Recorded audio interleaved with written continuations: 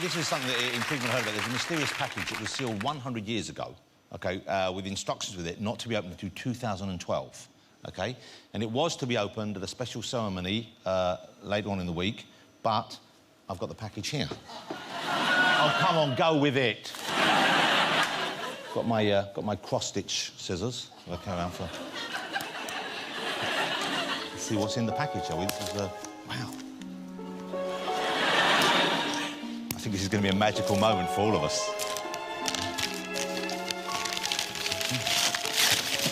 Wow, oh, my goodness. Look what's in it. So this was sealed in 1912. And here's a script for a contemporary urban drama called Downton Abbey. What else do we have in there? It's an invitation. An invitation to Louis Walsh's 40th birthday party.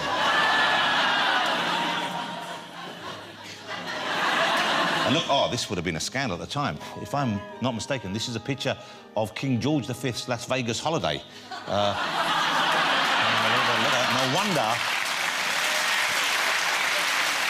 wonder that was hidden away. Look at that.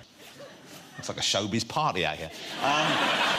Let's get my next guest out. She's a top model, now forging a career in the movies. It's the beautiful and talented Rosie Huntington-Whiteley. Here she is.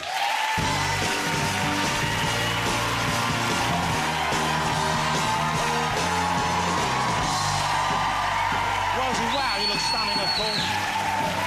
Thank you for joining us, there's Rosie. Look at that. Wow, what are those trousers you're wearing there? Is that a plastic? Is that a... What is that? Is that a leather? What is it? No, I blend into your couch. Yeah, is it... So they're leather pants? They're very leather. Wow, OK, well, congratulations. Now, did you enjoy the Olympics? We just have... Were you watching the Olympics? You know, I've been to Africa for the last 10 weeks, so catching the Olympics was... there wasn't much opportunity. I know you saw some of it, though. I saw some of it. Hmm. I saw the most important thing. Which was? Tom Daly in the shower. Wow. Let's... Well, yeah, he's a lovely young man. Have you met him since? I haven't. I'm looking forward to the day. And he's from Plymouth. He's from Plymouth, which is down your part of the world. Yes. Because you're from Devon, is that right? Devon. I grew up in Tavistock. And you were you born on a farm or you were raised on a farm? Yes, a small farm. Small farm, yeah. Okay. With animals on? Uh-huh. Did you help with animals? Yeah, I did, definitely. What sort of jobs did you do with animals? Mucking out horses, a lot of picking up... Poo? Did you have cows on the farm? No cows. No, sheep, pigs, horses, cats, dogs, chickens, ducks. Wow, it's a small farm. Everything but cows? Everything but cows. Now, obviously, Rosie is a very beautiful young woman, but you're kind of not pretty in the, you know, immediate pretty sense. You're beautiful in a more interesting way. No! I mean, no, that was a nice thing to say, because you've got a... I don't care what anyone says, Jonathan. But I think you're really cool. No, I don't care what anyone says. No, you're beautiful, and it's kind of a more interesting attractiveness. That's so nice. What's that not nice thing to say? And so when you were a kid, because often I've met many very, very famous models, and often when they're a kid, they're kind of not confident about their looks, or they get a hard time. Yeah. Because they're taller than the other girls. Was that the same for you? A little bit of a hard time at school, but who didn't, right? I mean, I got teased. Show me someone who didn't get teased. What did you get teased about? What would they focus on?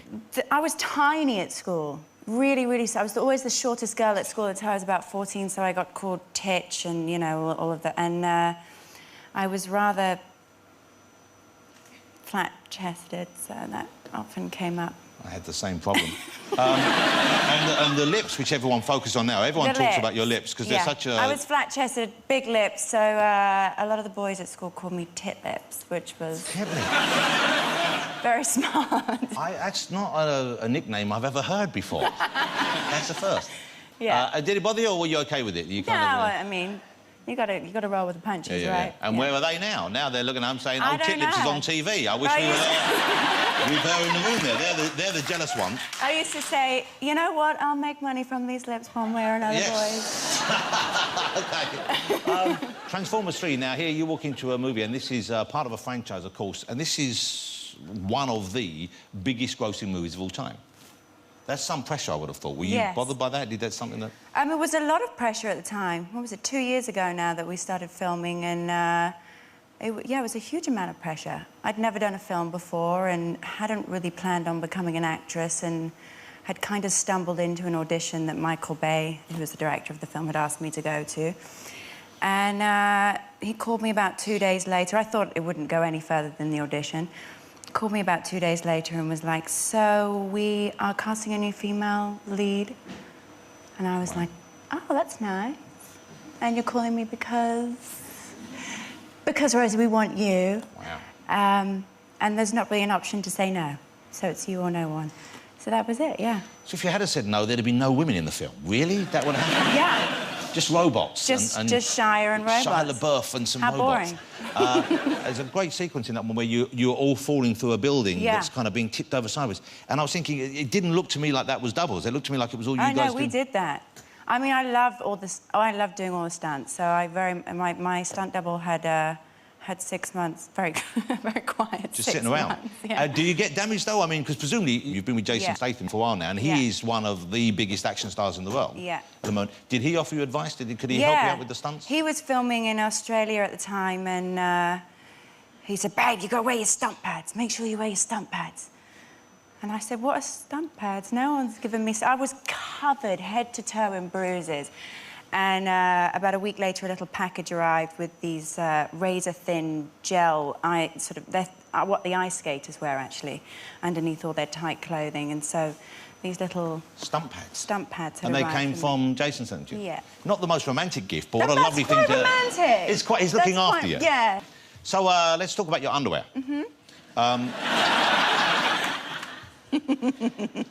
You have you've designed this? Yes. OK, now, forgive me for saying this, but often I think, when I read, oh, so-and-so's designed a range of clothing, often you think, OK, they probably haven't, someone else has helped them. Yes. But and I know, and I felt that way, I thought that way about Victoria Beckham, and then I bumped into her mother at the airport, and boy, did she put me straight.